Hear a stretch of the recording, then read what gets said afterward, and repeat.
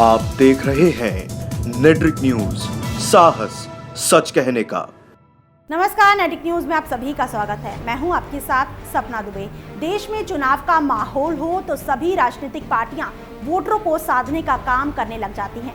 राजनीतिक पार्टियां चुनाव में वोटरों को अपनी साइड करने के लिए हर तरह के तिगड़म लगाते हैं। लोगों को अपनी पार्टी की तरफ करने के लिए भगवान तक को ये राजनीतिक पार्टियां चुनाव से दूर नहीं रखती हैं। अब तो माहौल ये है कि लोग भगवान पर भी अपना कॉपीराइट समझने लगे हैं।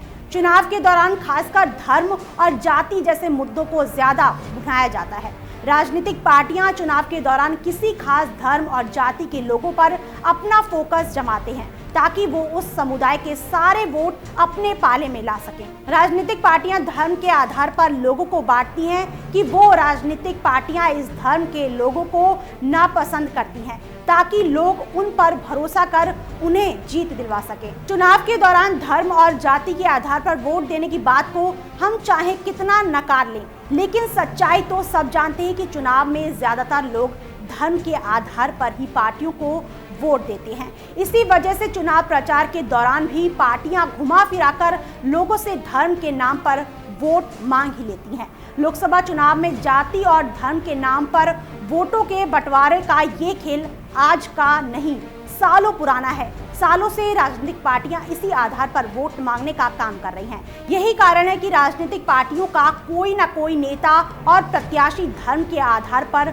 वोट करने की अपील कर ही देता है। हाल ही में यूपी में बहुजन समाजवादी पार्टी की प्रमुख मायावती ने सहारनपुर की चुनावी रैली में मुस्लिम समाज से अपना वोट बांटने ना देने की अपील की थी, जिसे लेकर मायावती विवादों में फंस गई थी। बीजेपी उन पर धर्म के नाम पर वोट मांगने का आरोप लगा रही थी। मायावती का मामला अभी शांत भी नहीं हुआ था कि उससे पहले ही मुसलमानों के धार्मिक संगठन जमात-ए-इस्लामी हिंदू में भी धर्म के आधार पर वोट देने की अपील का मामला सामने आया है।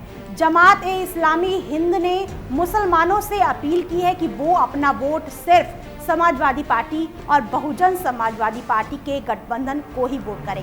उनके इस बयान ने उत्तर प्रदेश की सियासत में हलचल मचा दी है। उत्तर प्रदेश में गठबंधन वैसे ही बीजेपी को कड़ी टक्कर दे रहा है और ऐसे में जमात-ए-इस्लामी हिंद की इस अपील ने चुनावी माहौल की सरगर्मी को बढ़ा दिया है। जमात-ए-इस्लामी हिंद ने चिट्ठी लिखकर अपील की है कि मुसलमान अपना वोट सिर्फ गठबंधन को ही दें। बीएसपी प्रमुख मायावती ही नहीं, बीजेपी के स्टार प्रचारक और यूपी के सीएम योगी आदित्यनाथ भी मेरठ में चुनावी रैली को संबोधित करते हुए कह चुके हैं कि अगर महागठबंधन का भरोसा अली पर है तो हमें बजरंगबली पर विश्वास है। सीएम योगी ने कहा है कि महागठबंधन ये मान बैठा है कि बजरंगबली के अनुयायी उन्हें वोट नहीं देंगे। राजनीति में एक बात तो साफ है कि अगर कोई एक विवाद को जन्म देता है तो फिर सभी राजनीतिक दल उस पर अपनी जुबानी जंग शुरू कर देते हैं। ऐसा ही कुछ यहाँ हुआ। सीएम योगी के अली और बजरंगबली वाले बयान के बाद समाजवादी पार्टी के कद्दावर नेता आजम खान ने सीएम योगी के वार पर पलटवार करते हुए कहा है कि अली और बजरंगबली दोनों मिलकर देंगे बीजेपी की बलि। भगवान और धर्म के नाम की राजनीति कोई नई नहीं है। इससे पहले भी भगवान राम और हनुमान की जातियों पर राजनीतिक पार्टियां सवाल खड़ा कर चुकी हैं। अब सवाल ये उठता है कि मुस्लिम संगठन के खुद मुसलमानों से महागठबंधन को वोट करने की अपील करने के बाद क्या गठबंधन को इस बात का फायदा चुनाव में मिलता है या देश की जनता एक बार फिर धर्म के नाम पर वोट मांगने वालों को ठेंगा दिखाती है। फिलहाल की इतना ही। बाकी देश और दुनिया की बड़ी खबरों के लिए देखते रहिए हमारे चैनल नेट्रिक न्यूज को। साथ ही खबरों की ताज़ा अपडेट के लिए हमारे चैनल नेट्रिक न्यूज को सब्सक्राइब करना ना भूलें। हमारे साथ जुड़े रहने के लिए हमारे YouTube चैनल को सब्सक्राइब करें, साथ ही बेल आइकन को दबाएं। नेट्रिक न्यूज की खबरें सबसे पहले देखने के लिए।